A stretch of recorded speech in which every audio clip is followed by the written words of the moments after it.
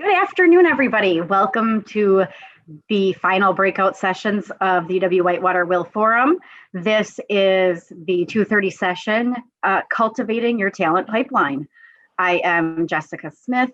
I am a licensed macro practice social worker and the director of the Center for Inclusive Transition Education and Employment at UW-Whitewater, also known as CITY.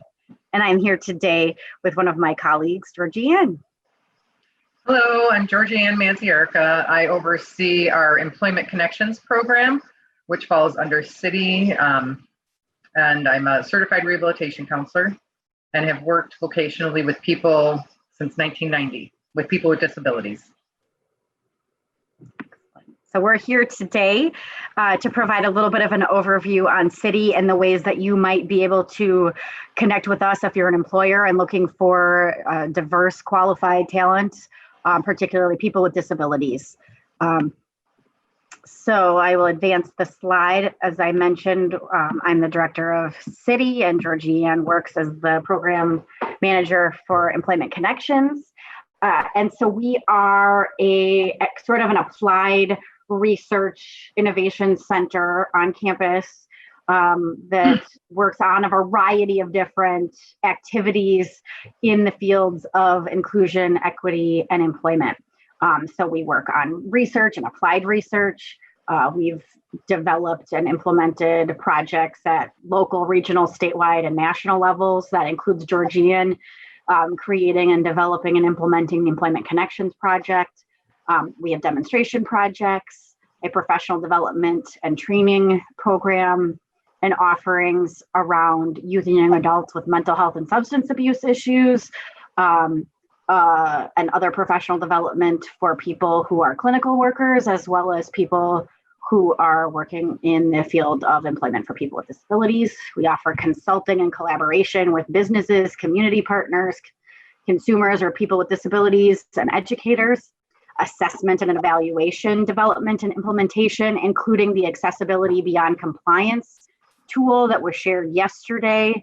We can share a link to that again during this session if folks are interested, and lots of other assessment and evaluation. Every project that we develop and work on has ongoing 360-degree evaluation components to continually refine and assess outcomes, progress, and opportunities for improvement.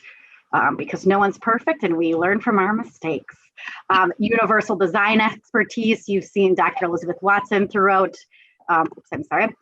this past week, and she is one of our universal design experts, nationally and internationally known for her expertise, and then direct services, including the services through Employment Connections.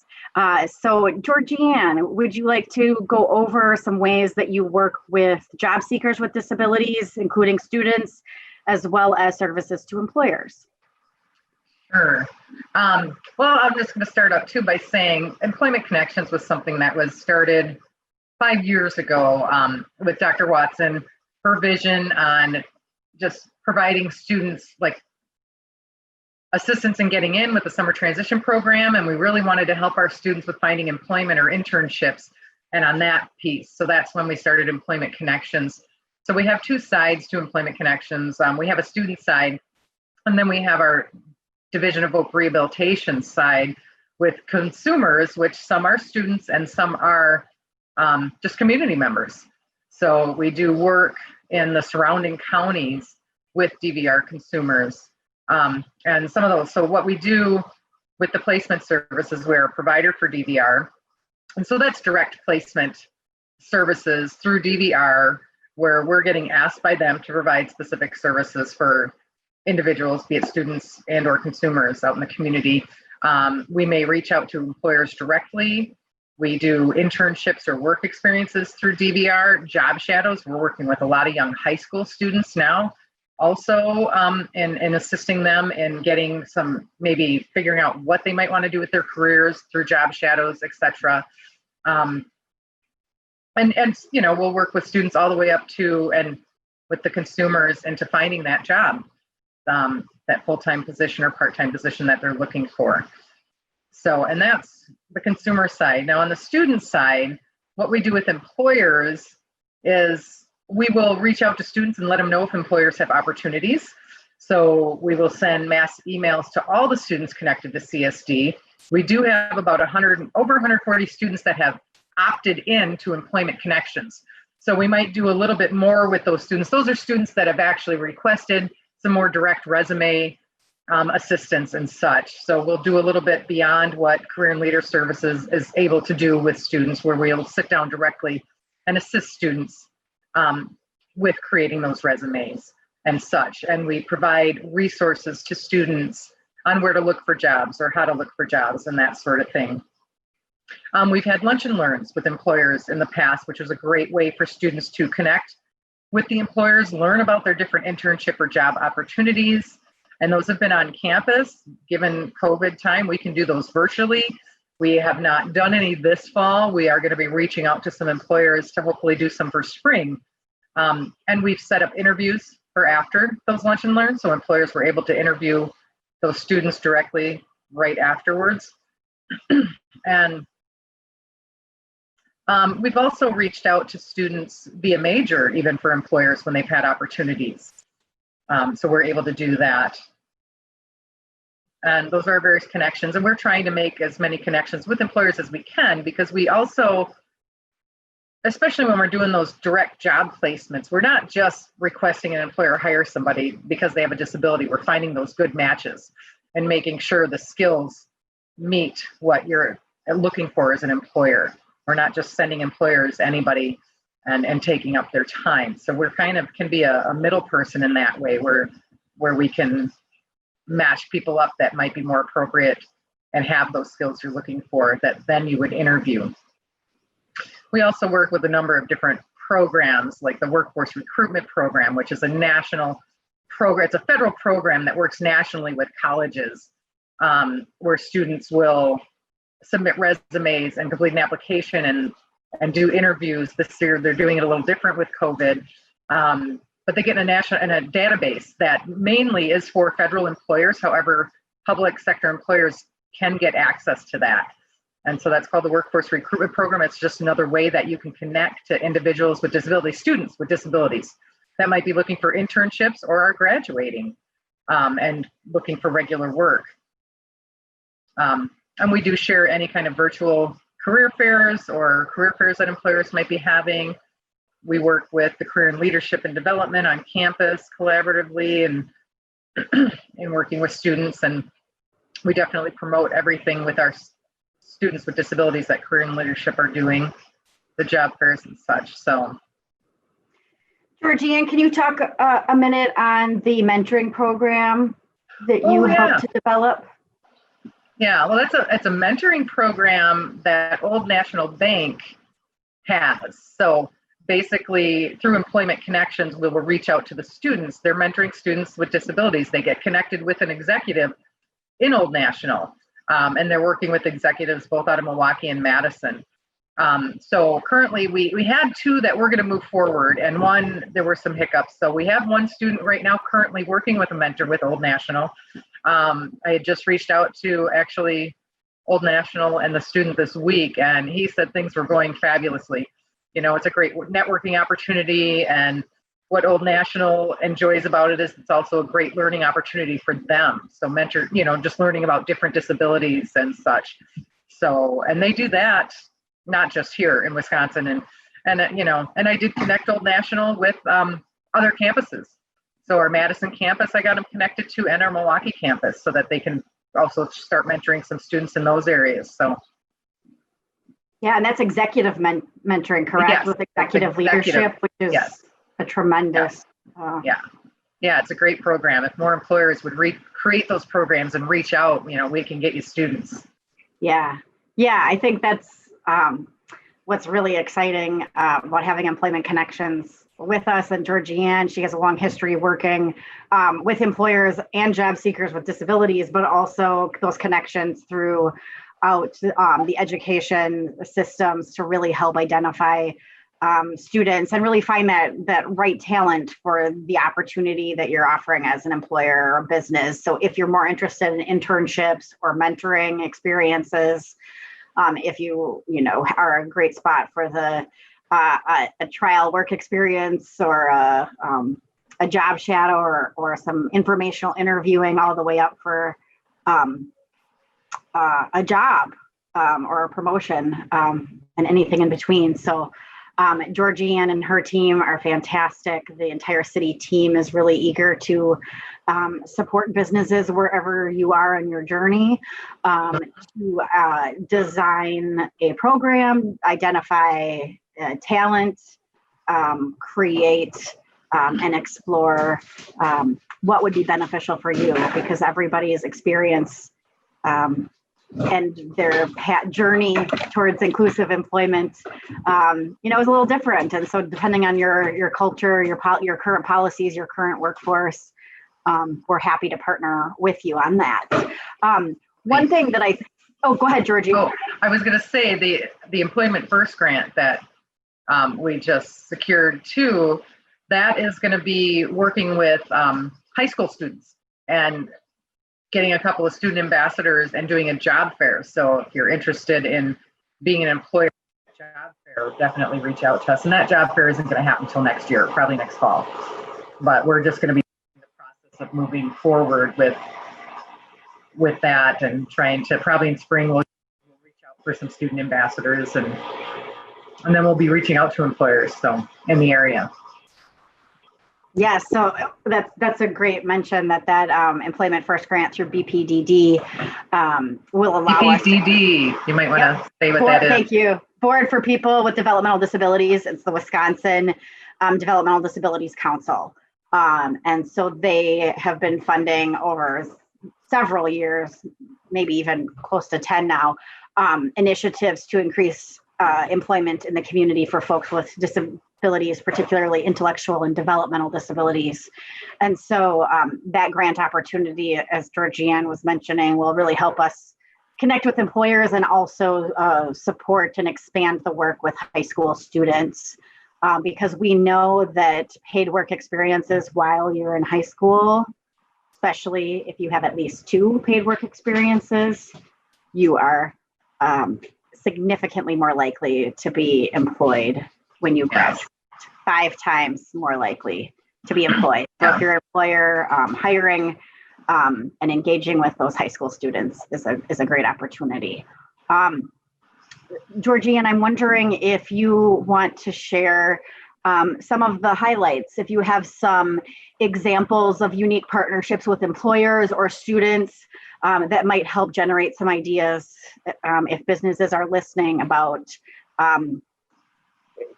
the range of the experience of connecting with you and Employment Connections, what the support might look like, what types of accommodations, if any, are being requested. Yeah, it can really vary. I mean, we work with Festival Foods here in Fort who have been wonderful. They've done a couple work experience, and one work experience, I just needed to learn about that individual. It was a young person, high school student, and they were kind enough to let us come on board as a work experience. And that's through DVR. So that's typically that the individual is not an employee of your establishment, but it's just allowing that individual to maybe gain some work experience, build their resume and such. So their DVR actually pays the wages, and Opportunities Inc. is the employer of record. So the liability is there. But with this one particular individual, we needed to learn what kind of supports she would need at a job and what worked for her or not. So it was really wonderful. And currently we have somebody else there getting his very first work experience after graduating high school, and it's going phenomenally. He's doing excellent. We're just stopping in once a week to see how things are going. And he's really building up his self-esteem as a young person with a disability and being more assertive and asking for questions. Like just the other day, actually, I learned this morning is that he asked if he could get a headphones while he's out doing carts if they need to have him come in and bag. So that's something that he did, independently, just thought of it. I'm going to do this. And so that's great skill building for these young people too.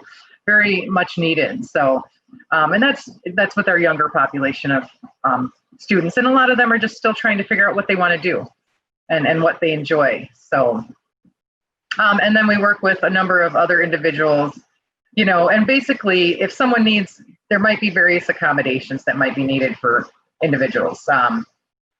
Working with someone that is low vision or blind right now with an employer that has hired them on board. And so what I'll be doing is I will be going in, just checking the technology and such, and making sure that, helping them if they need any help with ensuring that she has what she needs to be able to perform the job. It's going to be, and the technology that she needs is very low cost. She actually is going to bring a small CCTV or magnifier that she has. It's her own personal CCTV. So for any paper that she needs to magnify, she'll utilize that. So she's bringing that. Outside of that, she just needs, it's called Fusion. So it's a software that is text-to-speech software and also enlarges what's on the screen. And she would need a large monitor. All not really expensive costs when you're looking at accommodating individuals on site. Really is not. Simple accommodations can be made. Someone else we're currently looking at he just needs a notebook so he can write things down as he's going through the store, and then he can refer back to it. Sometimes there's just little cue cards if somebody maybe doesn't recall the steps in performing something where they can refer back. So accommodations can be so minor and so simple to assist somebody in performing a job very well and very effectively. I'll probably come up with some other samples right now as we continue to talk. Yeah, no, this was meant to be kind of a drop-in social Q&A so we can check in and if there's any questions. But while we do and while you continue to think about all the examples that you've worked on helping people with jobs over the years, I think it's a really good reflection and callback to even earlier this week. Janelle, Dr. Crowley was talking about in her experience how cheap or almost free the accommodations are. And I think we know by and large accommodations, almost, the vast majority are free, low cost. And those that do cost something cost $500 or less. Yeah. And if they're really, there's federal funding sources out there. Like if something was really a high cost, which isn't typical at all, but there are sources out there. There's the workforce, WOTC, work opportunity tax credit too, is something that's out there when you hire an individual with disability that employers can take advantage of. And those are resources we can connect you with. Yes, exactly. That's our job to have that knowledge and expertise on the how. Just encourage folks to know and to remember that those accommodations don't have to be expensive. A larger screen costs very little compared to the standard screen you might get for an employee, for example. Or we all have various headsets these days working if we're fortunate to work remotely. So buying one that might work for an individual with a disability may not have any additional cost. So I think those were just good conversations that we've had throughout this week in this forum that there are solutions and it doesn't have to be scary. And also that the person with the disability, that employee or that job seeker, knows themselves pretty well and typically how they can work their best, how they can provide their best skills for you. And so asking them is a great place to start when you're exploring those accommodations. Yeah. Absolutely. And I know Tipper touched on that yesterday too, is ask the person. Everyone we work with, we encourage them, we help them understand what they need and encourage them strongly to share that with the employer, because they're the expert on their needs. Mm-hmm. George, since you brought that up, can you talk a little bit about self-disclosure and maybe the difference between self-disclosure and self-identification?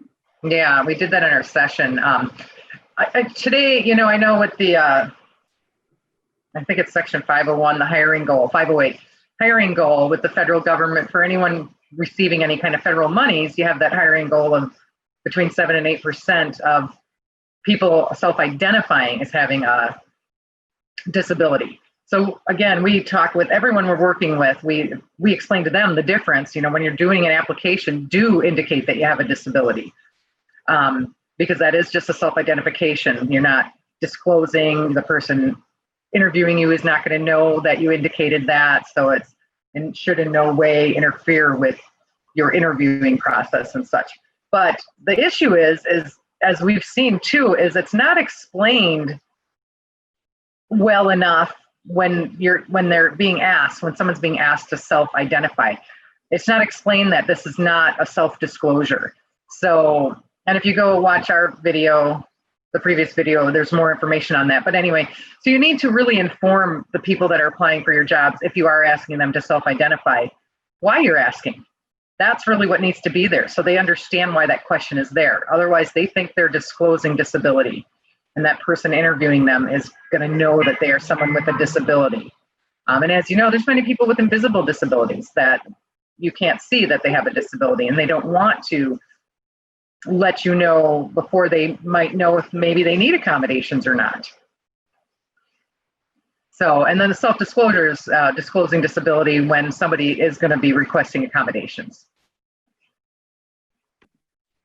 Yeah, thank you. And I think that distinction is always helpful. And I think your point about if you're an employer being really transparent about why, particularly if you're trying to recruit diverse talent, how you value a workforce that includes people with disabilities, why you want to know how that person or those employees that you already have help you be eligible for federal funding or achieve your mission of being diverse. So being really clear about that in your materials, in your websites, in your job postings and so on is really helpful. And the work that Georgianne and her team do with the Employment Connections job seekers and really kind of learning to develop and understand both of those processes and then what, when and how to self-disclose. Yes, and we do workshops on that for students. We'll have a self-identifying, the difference between self-identifying and self-disclosure. We have workshops. Yeah, and I'm sure it's different for everybody. We're kind of talking, again, range from high school and college students to graduates and community members. And so depending on when people and what type of disability they have, whether or not they acquired it, various experiences, they may be more or less comfortable in identifying as having a disability and disclosing. They may be adjusting to if they already had a degree before they acquired their disability, to considering what that means in their career path. And so being able to work with that range of experience and job seekers, and also providing that level of support and expertise to people who are college graduates or have graduate degrees and seeking jobs in their field and with their education is of value. Yeah, Jess, I just want to clarify the breakout session, the other breakout session that's happening. Mm-hmm. What is that? Because I am seeing questions on the main video that kind of are related to accommodation here, but I'm not sure if it's for us or not. Oh, okay. So that is How to Be an Innovator with John DeGraff, the marketing lecturer. So if you're seeing questions, why don't we try to tackle them in ours too? And if John's doing it, then folks can get double duty. Oh, this might be questions from earlier. No, these are questions from Elizabeth. Oh, okay. Dr. Watson's. Yep. Okay. Sorry about that. No, that's okay. We want to take any questions that folks might have. Okay. Otherwise, Georgie and I could go, we could chat all day about. You go on a tangent. Yeah. Yeah. About, again, it's just do it. Hiring people with disabilities doesn't have to be a big and scary thing. People are people. You may already have employees with disabilities. You likely do. 1 in 4 people As Dr. Collins started our forum, noted, have a disability. Think if you extrapolate to those that have a family member or a friend or a loved one, disability touches so many of us, and it can happen at different times. And again, different phases of our career. So it's really, something that you can engage throughout your hiring and retention. And how do you support and retain and promote diverse talent? The creativity in navigating, at least in America and even in Wisconsin, navigating a world that isn't always designed to be inclusive, creates a lot of opportunities for creative problem solving and thinking in a different way that can really bring a unique perspective to an employer. And so we're privileged to have that opportunity to help people just connect with the talent, and connect with that business, the employer that recognizes that that employee's talent or that job seeker's talent. So are you seeing any questions, Georgie? No. But, thinking of accommodations can be as simple as putting a ream of paper underneath the monitor so that the monitor's at the appropriate place. We're all working today, most of us, not ergonomically at all off of laptops. And that can be an issue. Because I have issues, did finally set myself up 3 months into this pandemic with a stand-up, sit-down workstation in my home because of working off a monitor. I can't do it because then it re-aggravates different things. So simple accommodations, not too costly. Yeah. I mean, if we're talking about the range of things we've just within our team and with various either students or folks doing trial work experiences, it can be as simple as, a piece of software to enlarge screens. It can be job coaching. It can be alternative lighting. You were talking about ergonomics, Georgianne, and the ability to do those ergonomic assessments, which Georgie was going to do one in my new office right before COVID hit. So we'll, I am definitely not working ergonomically this week. No, it's bad. If you're an employer out there or yourselves, your individuals, you should be thinking about how you're working because it will impact you doing it for too long. It's simple as getting a separate keyboard, stick your laptop on a box. This is how I'm set up in my stand-up work station. I tried a monitor with the laptop and typing. That didn't work because there wasn't enough room to have the laptop in front of the monitor. So now I've taken my laptop and it's on a box on my workstation, and I bought a different keyboard, and that's how I'm working at my stand-up, sit-down area. But I also move around the house, just depending on the physical piece of things. And that's a great example. I mean, you truly are an expert in this work, and it takes trial and error. You don't know until you try it.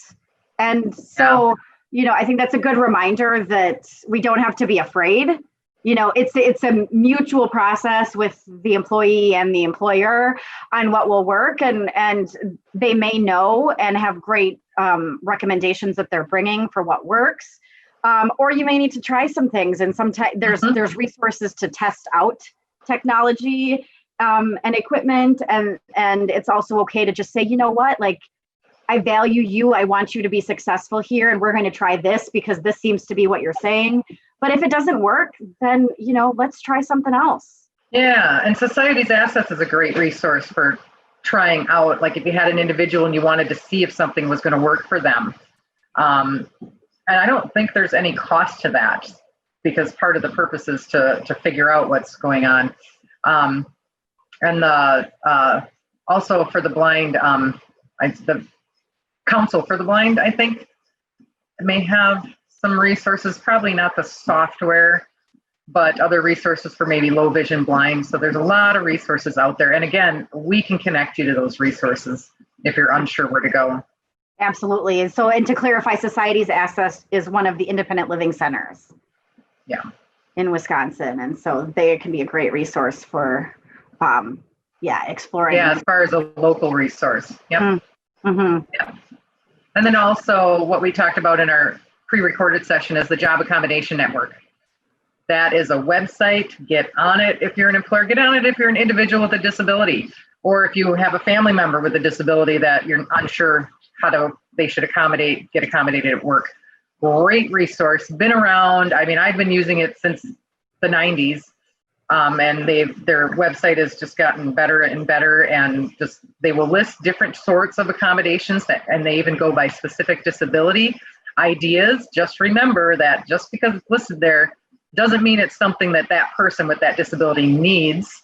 It's just an idea that, depending upon what they're experiencing, everyone again is very different, and with their different disabilities, it's all different. We're all individuals. Yeah. And I think that really ties into what both Minnie and Tipper have been talking about in their keynotes and the breakout of really designing along with the end user, whether it be the person or people with disabilities, that, being creative and really having them lead the way on what they need and what works for them, rather than having any sort of preconceived notion. Is just so important, because one person with autism is one person with autism. One person with a spinal cord injury is one person.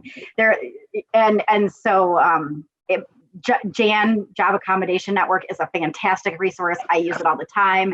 They have newsletters and put out updated guidance, and it's just a great way also to kind of stay, for me anyway, to kind of stay current and kind of what are the latest conversations and considerations, and to keep some of those various accommodations fresh.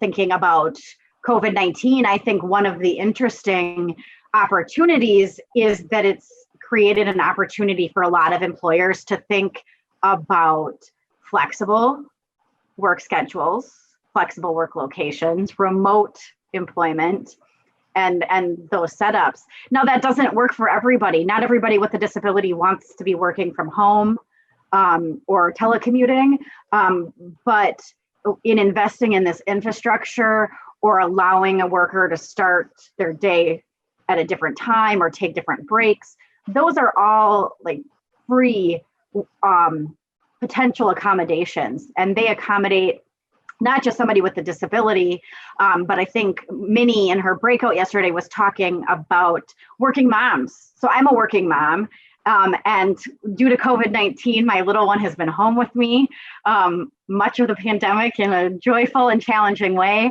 But we also now have a later daycare start date, or a start time, because of limited numbers and staffing considerations. And so that means that being able to start my workday, take a break to transition to daycare, work some more, sometimes take a break around nap time, and extend, makes me able to do my job much better than if I was trying to unsuccessfully juggle those two things. But that costs UW-Whitewater nothing. It costs, and that flexibility that we're starting to see, it would be the same type of accommodation that maybe somebody who fatigues easily might have requested pre-COVID-19.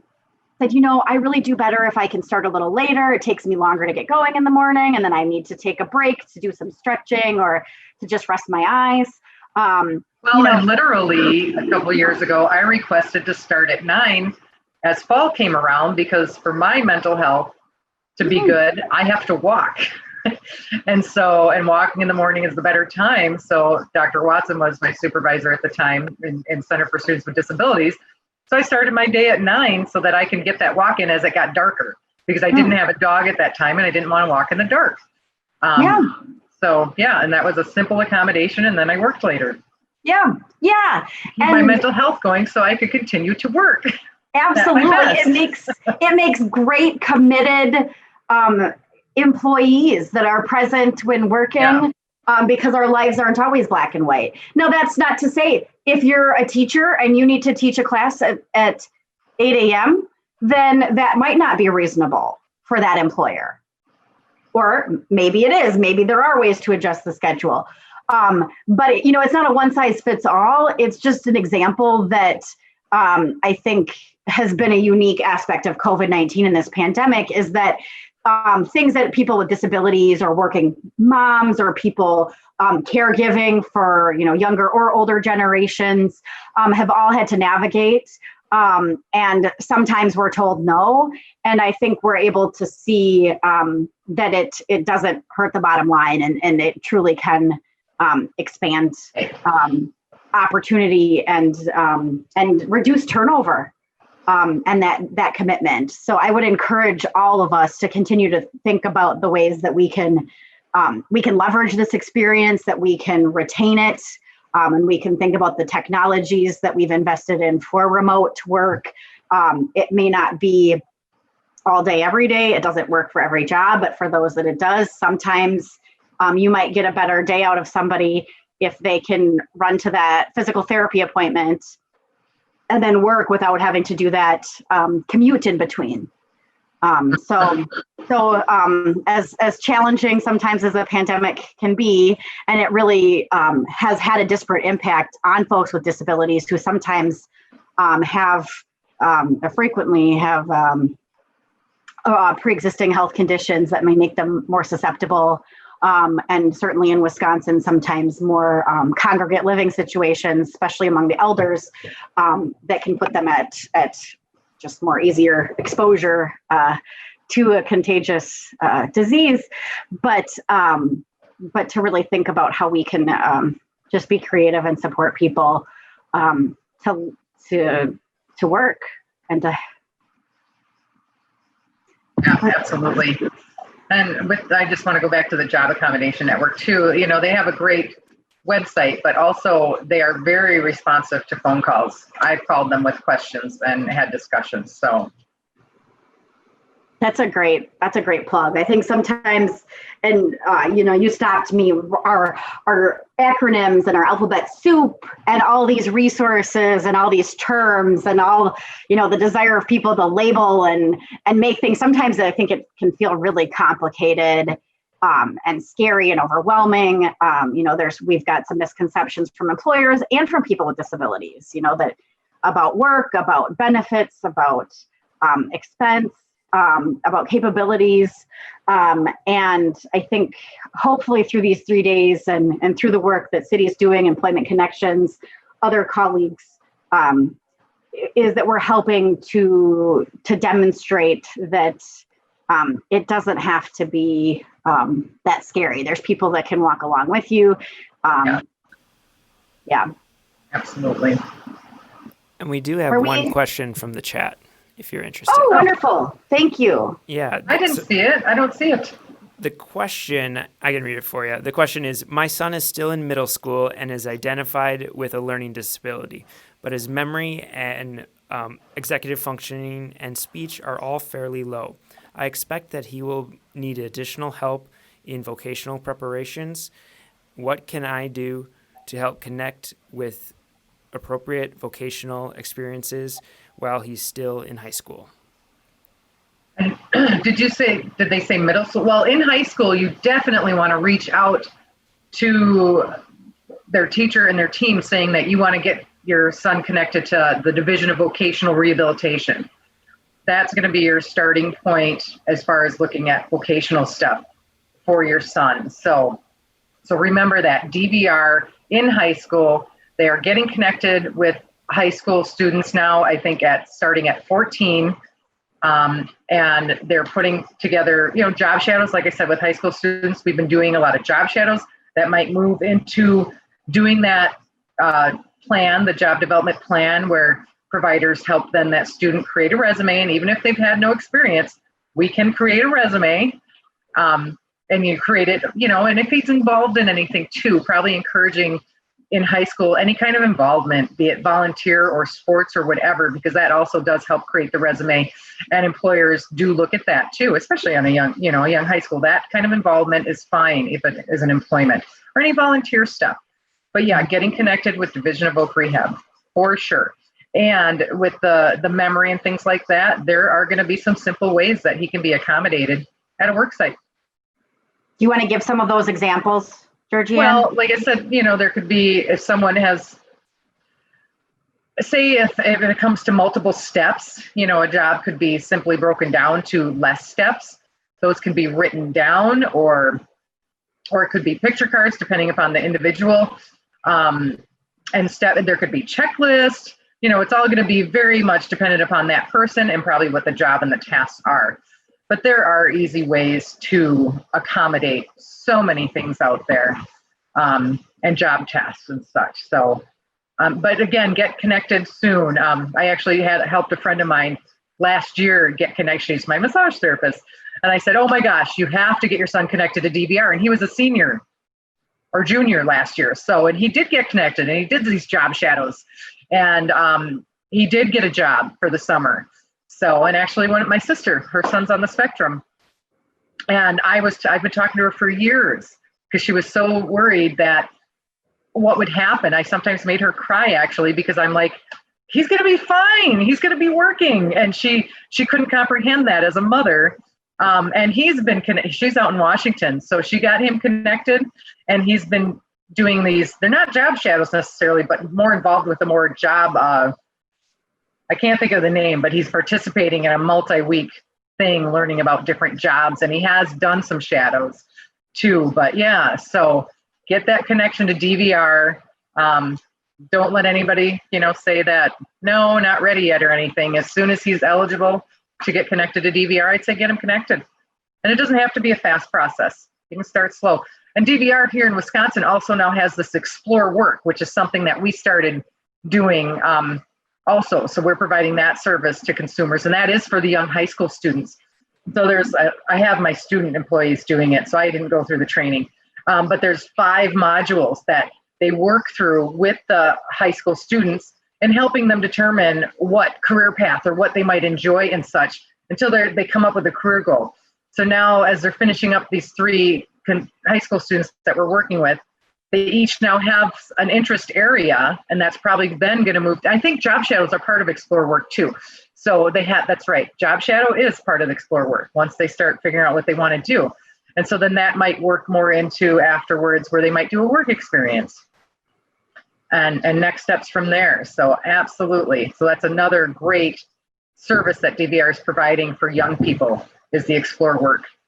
And even in various around the states, there are providers that are in the summertime, they're creating various programs for young people that include learning about different employment opportunities. We have not done that yet. I've explored some areas and talked to DVR about a little bit of areas where we could do that maybe locally, but we just haven't had that opportunity yet. But they are doing different things where they're doing like 2 to 4 weeks where they might get that work experience in there. And DVR also they have a lot of other services they provide and basically would pay a provider to provide to your son. And there's like budgeting and life skills things and all sorts of different things. So definitely getting connected to DVR. So that's all fantastic. And I just have a few additional points is that, first of all, as a parent, you're doing the exact right thing by asking and believing that your son can work, because parent expectations have a huge impact on high school students and beyond achieving work. And so knowing that he can do it and having that expectation is fantastic, and you've started in the right place. And middle school is a great time. In addition to what Georgianne said with connecting with DVR and talking to the school team, every public school in Wisconsin it follows the college and career ready. So academic and career planning and having those conversations and exploring work are also opportunities, and really thinking about, what do you as a family do? What do you enjoy? What chores can he be taking on? And all of those volunteer, those clubs and organizations and all those experiences really help to develop his skills with, teamwork and engaging with others, exploring his interests. And it's, my job didn't exist when I was in middle school. It didn't exist until I got it. So, it's a perfect time for him to explore and then kind of think about, next summer or thereabouts, can he get a paid work, a paid job or some sort of experience, and then again, building from there throughout his high school experience so that he's got some of those real experiences on the job, what employers are looking for, what he likes, what he doesn't like, and also remembering that it is okay to not succeed at those jobs. Oh, absolutely, because that's how he's learning. Right, you're learning what you might like and what might work for you, and yes. Yeah, and you know what? If we he all gets failed fired at some point. That's what we do. Yeah, exactly. If he gets fired because he was trying but it wasn't quite right, that's going to be a really powerful lesson. And like you said, it'll teach either that's something that he wants to correct, and then you don't have to be the naggy parent about doing it himself, or he may just say, you know what, I never want to do that again. And what a great lesson to learn. So ideally, he'll approach jobs professionally, or as professionally as a young person can, and if he decides he doesn't like it, exit gracefully. But it's a learning experience. So I would say right now, keeping the options nice and wide, and just finding those one or two people or experiences that can help him hone in on his interests and practice those. And also keep in mind that, when someone has this, like, I want to be this engineer or in this area, any kind of work that might put them in that environment is a starting point. So someone wants to work at a bank someday. So maybe they're at the bank and they're just shredding paper initially as a young person or something, but they're in that environment and they're learning because they're hearing people and seeing what's going on. And I'll just put in a plug because I'm not directly part of it from UW-Whitewater, that students with disabilities that use CSD services have a fantastic graduation rate, even compared to students who are not using CSD services. So have hope that should your son choose college as a path, there are ways for him to succeed. He will, a lot of resources out there. Just, you got to ask the questions. Absolutely. Yep. So thank you for that. Yes, thank you for that question and for listening. I don't know, Georgie, do you see that question? I didn't even or see should that we question. So I don't know, Nick, if you can tell us if there's any more, because I don't know why. Okay. Well, thank you, Nick. If we didn't hit the mark, feel free to put in more questions or comments. Otherwise, we're kind of coming up towards the end of our time here today, as we transition to our award ceremony and our closing remarks.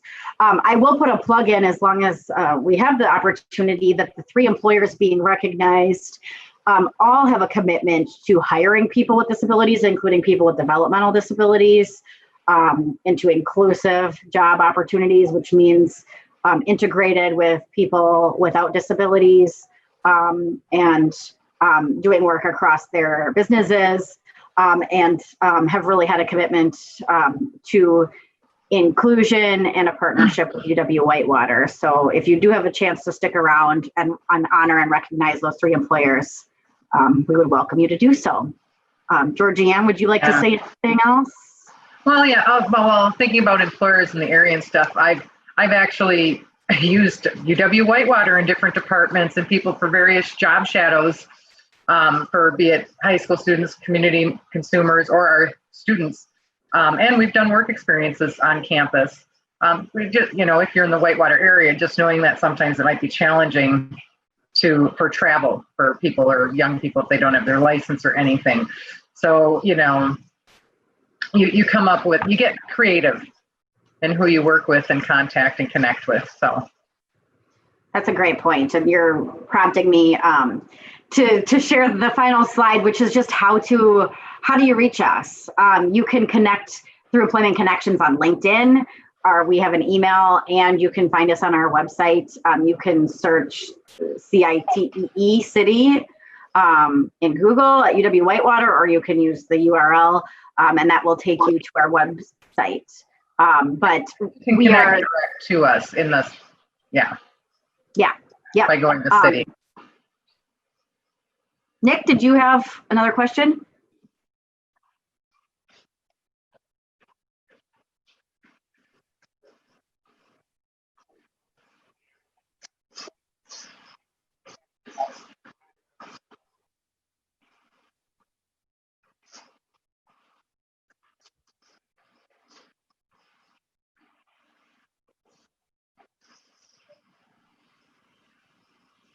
Well, now, so if he was hired as an employee, workers' compensation for that doesn't increase because they have somebody there with a disability.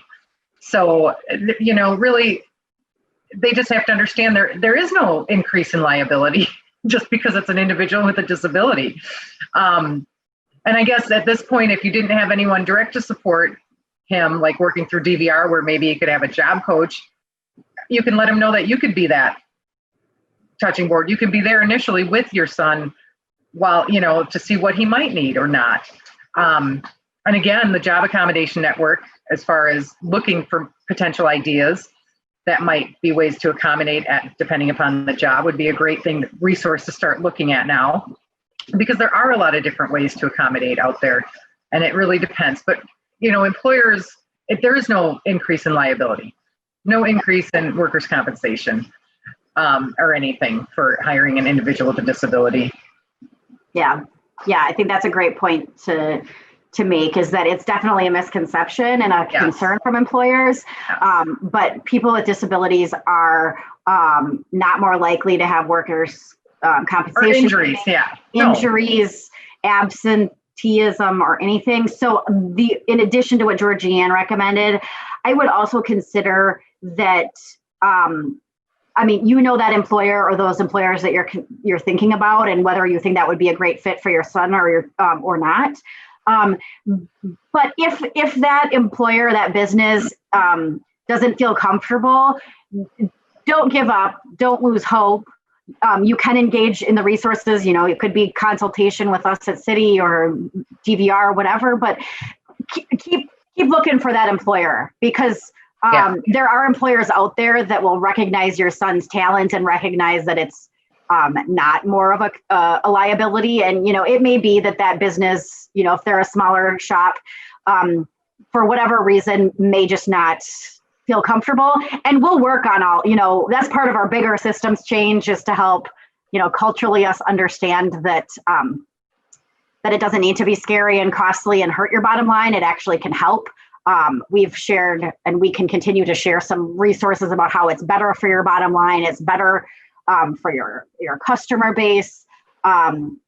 People with disabilities have tremendous buying power, over $1 billion of, consumer buying power. So I would just encourage you that, if you get to that point where you feel like you're not making headway with that particular employer, that doesn't have to be the fight that you fight for him. And that doesn't mean that he won't get a job or many jobs.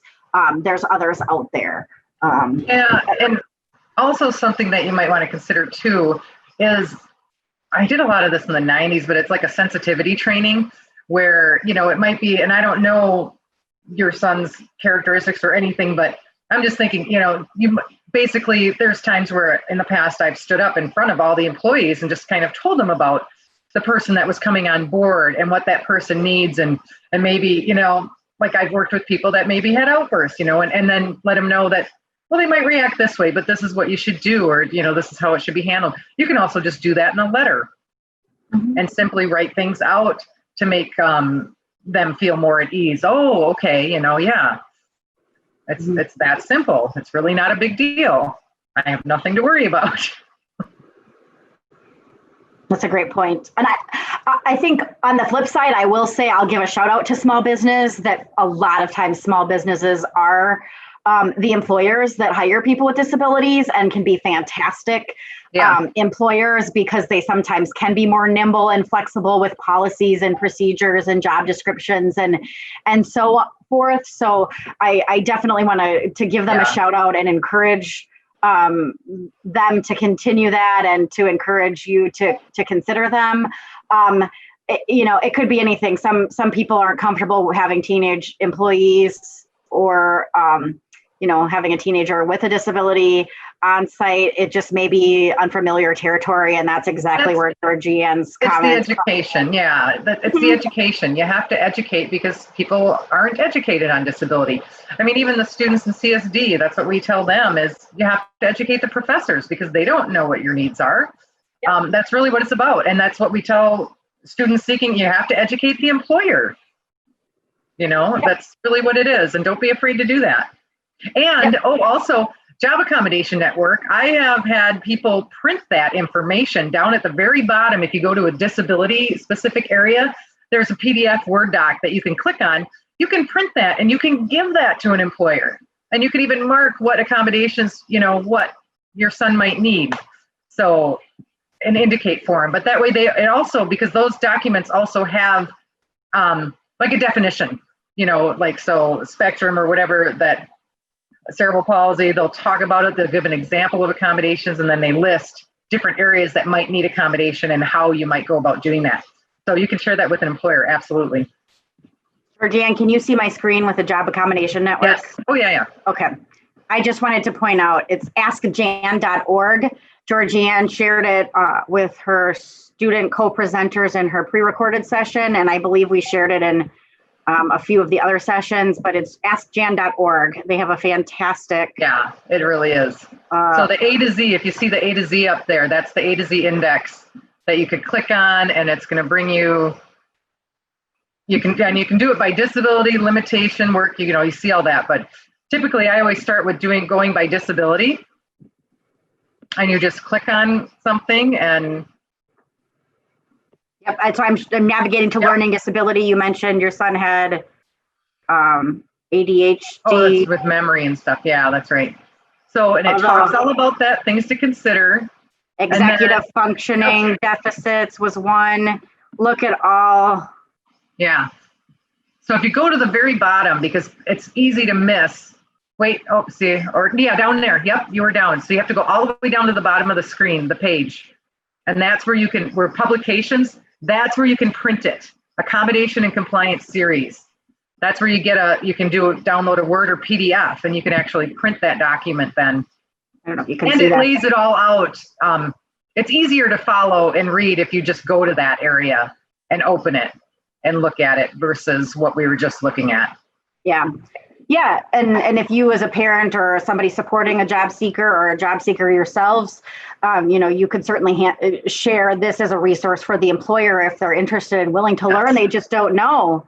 I think sometimes people are afraid of, the risks, the lawsuits. And that's a lot of times. They're just afraid. Yeah. We're all afraid of what we don't know and what we're not familiar with.